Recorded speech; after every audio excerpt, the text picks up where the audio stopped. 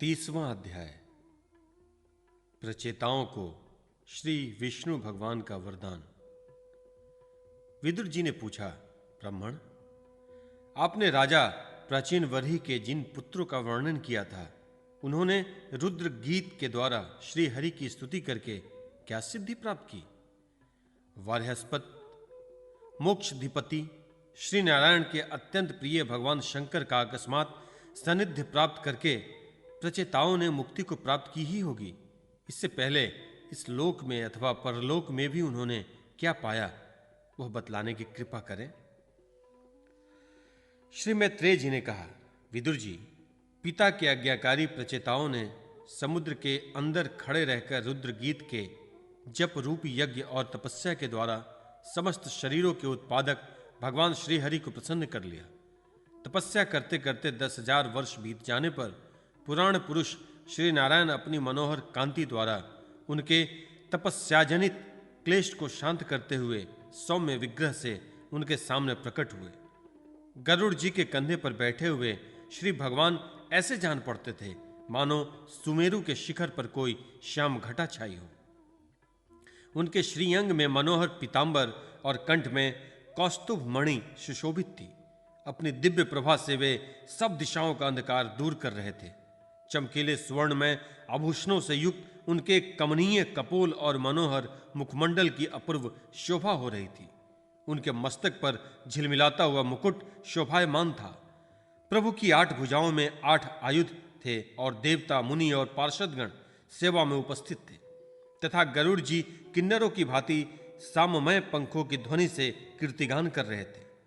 उनकी 8 लंबी लंबी स्थूल भुजाओं के बीच में लक्ष्मी जी से स्पर्धा करने वाली वनमाला विराजमान थी। आदि पुरुष श्री नारायण ने इस प्रकार पधार कर अपने शरणागत प्रचेताओं की और दया दृष्टि से निहारते हुए मेघ के समान गंभीर वाणी में कहा। श्री भगवान जी ने कहा, राजपुत्रों, तुम्हारा कल्याण हो। तुम सब में परस्पर बड़ा प्रेम है और स्नेहवश तुम एक ही धर्म का पालन कर रहे हो। तुम्हारे इस आदर्श सौहार्द से मैं बड़ा प्रसन्न हूं। मुझसे वर मांगो।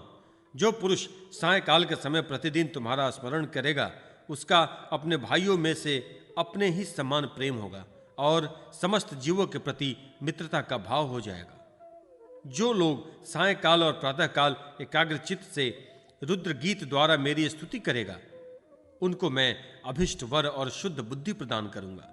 तुम लोगों ने बड़ी प्रसन्नता से अपने पिता की आज्ञा शिरोधार्य की है। इससे तुम्हारी कमनीय कीर्ति समस्त लोकों में फैल जाएगी। तुम्हारे एक बड़ा ही विख्यात पुत्र होगा। वह गुणों में किसी भी प्रकार ब्रह्मा जी से कम नहीं होगा तथा अपनी संतान से तीनों लोकों को पूर्ण कर देगा। राजकुमारों, कंडु ऋषि ने तपोनाश के लिए इंद्र की भेजी हुई प्रमलोचा अप्सरा से एक कमलनयनी कन्या उत्पन्न हुई है। उसे छोड़कर वह स्वर्गलोक को चली गई। तब वृक्षों ने उस कन्या को लेकर पाला पोसा। जब वह भूख से व्याकुल होकर रोने लगी, तब औषधियों के राजा चंद्रमा ने दयावश उसके मुंह में अपनी अमृत वर्षिणी तर्जनी उंगली दे डाली। तुम्हारे पिता आजकल मेरी सेवा भक्ति में लगे हुए हैं। उन्होंने तुम्हें संतान उत्पन्न करने की आज्ञा दी है। अतः तुम शीघ्र ही उस देवोपम सुंदरी कन्या से विवाह कर लो। तुम सब एक ही धर्म में तत्पर हो और तुम्हारा स्वभाव भी एक सा ही है। इसलिए तुम्हारे ही समान धर्म और स्वभाव वाली वह सुंदरी कन्या तुम सभी की पत्नी होगी और तुम सभी में उसका समान अनुराग होगा। तुम लोग मेरी कृपा से 10 लाख दिव्य वर्षों तक पूर्ण बलवान रहकर अनेकों प्रकार के पार्थिव और दिव्य भोग भोगोगे। अंत में मेरी अविचल भक्ति से हृदय का समस्त वासना रूप मूल दग्ध हो जाने पर तुम इस लोक तथा परलोक के नरक तुल्य भोगों से उपरत होकर मेरे परम धाम को जाओगे। जिन लोगों के कर्म भगवत पर्ण बुद्धि से होते हैं और जिनका सारा समय मेरी कथा वार्ताओं में ही बीतता है, वे गृहस्थाश्रम में रहे तो भी घर उनके बंधन का कारण नहीं होते। वे नित्य प्रति मेरी लीलाएं सुनते रहते हैं। इसलिए ब्रह्मवादी वक्ताओं के द्वारा मैं ज्ञान स्वरूप पर ब्रह्म उनके हृदय में नित्य नया नया सा भासता रहता हूं और मुझे प्राप्त कर लेने पर जीवों को न मोह हो सकता है, न शोक और न हर्ष ही। श्री मैत्रेय जी कहते हैं, भगवान के दर्शनों से प्रचेताओं का रजोगुण तमोगुण मल नष्ट हो चुका था। जब उनके सकल पुरुषार्थों के आश्रय और सबके परम सुहृद श्री हरि ने इस प्रकार कहा, तब वे हाथ जोड़कर गदगद वाणी से कहने लगे। प्रेषिताओं ने कहा, प्रभु, आप भक्तों के क्लेश दूर करने वाले, हम आपको नमस्कार करते हैं। वेद आपके उदार गुण और नामों का निरूपण करते हैं। आपका वेग मन और वाणी के वेग से भी बढ़कर है तथा आपका स्वरूप सभी इंद्रियों की गति से परे है। हम आपको बार बार नमस्कार करते हैं। आप अपने स्वरूप में स्थित रहने के कारण नित्य शुद्ध और शांत हैं। मनरूप निमित्त के कारण हमें आप में यह मिथ्या द्वैत भास रहा है। वास्तव में जगत की उत्पत्ति स्थिति और लय के लिए आप माया के गुणों को स्वीकार करके ही ब्रह्मा विष्णु और महादेव रूप धारण करते हैं। हम आपको नमस्कार करते हैं। आप विशुद्ध सत्व स्वरूप हैं। आपका ज्ञान संसार बंधन को दूर करता है। आप ही समस्त भगवतों के प्रभु वसुदेव नंद भगवान श्री कृष्ण हैं। आपको नमस्कार है। आपकी ही नाभि से ब्रह्मांड रूप कमल प्रकट हुआ था। आपके कंठ में कमल कुसुमों की माला सुशोभित है तथा आपके चरण कमल के समान कोमल हैं, कमल नयन। आपको नमस्कार है। आप कमल कुसुम की केसर के समान स्वच्छ पीतांबर धारण किए हुए हैं, समस्त भूतों के आश्रय स्थान हैं तथा सबके साक्षी हैं। हम आपको नमस्कार करते हैं। भगवान, आपका यह स्वरूप संपूर्ण क्लेशों की निवृत्ति करने वाला है। हम अविदा, अस्मिता, राग, द्वेष आदि क्लेशों से पीड़ितों के सामने आपने इसे प्रकट किया है। इससे बढ़कर हम पर और कृपा क्या होगी। अमंगलकारी प्रभु, दीनों पर दया करने वाले समर्थ पुरुषों को इतनी ही कृपा करनी चाहिए कि समय समय पर उन दीन जनों को ये हमारे हैं इस प्रकार स्मरण कर लिया करें। उसी से उनके आश्रितों का चित्त शांत हो जाता है। आप तो क्षुद्र से क्षुद्र प्राणियों के भी अंतःकरणों में अंतर्यामी रूप से विराजमान रहते हैं।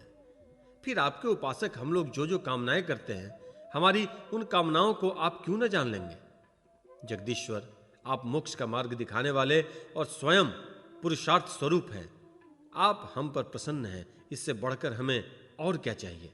बस हमारा अभिष्ट वर तो आपकी प्रसन्नता ही है। तथापि नाथ, हम एक वर आपसे अवश्य मांगते हैं। प्रभु, आप प्रकृति आदि से परे हैं और आपकी विभूतियों का भी कोई अंत नहीं है, इसलिए आप अनंत कहे जाते हैं। यदि भ्रमर को अनायास ही कल्प वृक्ष मिल जाए तो क्या वह किसी दूसरे वृक्ष का सेवन करेगा। तब आपकी चरण शरण में आकर अब हम क्या क्या मांगे। हम आपसे केवल यही मांगते हैं कि जब तक आपकी माया से मोहित होकर हम अपने कर्मानुसार संसार में भ्रमते रहें, तब तक जन्म जन्म में हमें आपके प्रेमी भक्तों का संग प्राप्त होता रहे। हम तो भगवत भक्तों के क्षण भर के संग के सामने स्वर्ग और मोक्ष को भी कुछ नहीं समझते। फिर मानवीय भोगों की तो बात ही क्या है। भगवत भक्तों के समाज में सदा सर्वदा भगवान की मधुर मधुर कथाएं होती रहती हैं, जिसके श्रवण मात्र से भोग तृष्णा शांत हो जाती है। वहां प्राणियों में किसी प्रकार का वैर, विरोध या उद्वेग नहीं रहता। अच्छे अच्छे कथा प्रसंगों द्वारा निष्काम भाव से सन्यासियों के एकमात्र आश्रय साक्षात श्री नारायण देव का बार बार गुणगान होता रहता है। आपके वे भक्तजन तीर्थों को पवित्र करने के उद्देश्य से पूरे पृथ्वी पर पैदल ही चलते हैं। भला उनका समागम संसार से भयभीत हुए पुरुषों को कैसे रुचिकर न होगा। भगवान, आपके प्रिय सखा भगवान शंकर के क्षण भर के समागम से ही आज हमें आपका साक्षात दर्शन प्राप्त हुआ है। आप जन्म मरण रूप दुस्साध्य रोगों के श्रेष्ठतम वैद्य हैं तथा अब हमने आपका ही आश्रय लिया है। प्रभु, हमने समाहित चित्त से जो कुछ अध्ययन किया है, निरंतर सेवा शुश्रूषा करके गुरु ब्राह्मण और वृद्ध जनों को प्रसन्न किया है तथा दोष बुद्धि त्याग कर श्रेष्ठ पुरुष सहृदयगण बंधु वर्ग एवं समस्त प्राणियों की वंदना की है और अन्नादि को त्याग कर दीर्घ काल तक जल में खड़े रहकर तपस्या की है। वह सब आप सर्वव्यापक पुरुषोत्तम के संतोष का कारण हो। यही वर मांगते हैं। स्वामिन, आपकी महिमा का पार न पाकर भी स्वयंभुव मनु, स्वयं ब्रह्मा जी, भगवान शंकर तथा तप और ज्ञान से शुद्धचित हुए अन्य पुरुष निरंतर आपकी स्तुति करते रहते हैं। अतः हम भी अपनी बुद्धि के अनुसार आपका यशोगान करते हैं। आप सर्वत्र समान शुद्ध स्वरूप और परम पुरुष हैं। आप सत्व मूर्ति भगवान वासुदेव को हम नमस्कार करते हैं। श्री मैत्रेय जी कहते हैं, विदुर, प्रचेताओं के इस प्रकार स्तुति करने पर शरणागत वत्सल श्री भगवान ने प्रसन्न होकर कहा, तथास्तु। अप्रहित प्रभाव श्री हरि की मधुर मूर्ति के दर्शनों से अभी प्रचेताओं के नेत्र तृप्त नहीं हुए थे, इसलिए वे उन्हें जाने देना नहीं चाहते थे। तथापि वे अपने परम धाम को चले गए। इसके पश्चात प्रचेताओं ने समुद्र के जल से बाहर निकलकर देखा कि सारी पृथ्वी को ऊंचे ऊंचे वृक्षों ने ढक दिया है, जो मानो स्वर्ग का मार्ग रोकने के लिए ही इतने बढ़ गए थे। यह देखकर वे वृक्षों पर बड़े कुपित हुए। तब उन्होंने पृथ्वी को वृक्ष, लता आदि से रहित कर देने के लिए अपने मुख से प्रचंड वायु और अग्नि छोड़ा, जैसे कालाग्नि रुद्र प्रलय काल में छोड़ते हैं। जब ब्रह्मा जी ने देखा कि वे सारे वृक्षों को भस्म कर रहे हैं, तब वे वहां आए और प्राचीन वरही के पुत्रों को उन्होंने युक्तिपूर्वक समझाकर शांत किया। फिर जो कुछ वृक्ष वहां बचे थे, उन्होंने डर कर ब्रह्मा जी के कहने से वह कन्या लाकर प्रचेताओं को दे दी। प्रचेताओं ने भी ब्रह्मा जी के आदेश पर उस मरीषा नाम के कन्या से विवाह कर लिया। इसी के गर्भ से ब्रह्मा जी के पुत्र दक्ष ने श्री महादेव जी की अवज्ञा के कारण अपना पूर्व शरीर त्याग कर जन्म लिया। इन्हीं दक्ष ने चाक्षुष मनवंतर आने पर, जब कालक्रम से पूर्व सर्ग नष्ट हो गया, भगवान की प्रेरणा से इच्छानुसार नवीन प्रजा उत्पन्न की। इन्होंने जन्म लेते ही अपनी कांति के समस्त तेजस्वी को तेज छीन लिया। ये कर्म करने में बड़े दक्ष कुशल थे, इसी से इनका नाम दक्ष हुआ। इन्हें ब्रह्मा जी ने प्रजापतियों के नायक के पद पर अभिषिक्त कर सृष्टि की रचना के लिए नियुक्त किया और इन्होंने मरीच आदि दूसरे प्रजापति को अपने अपने कार्य में नियुक्त किया।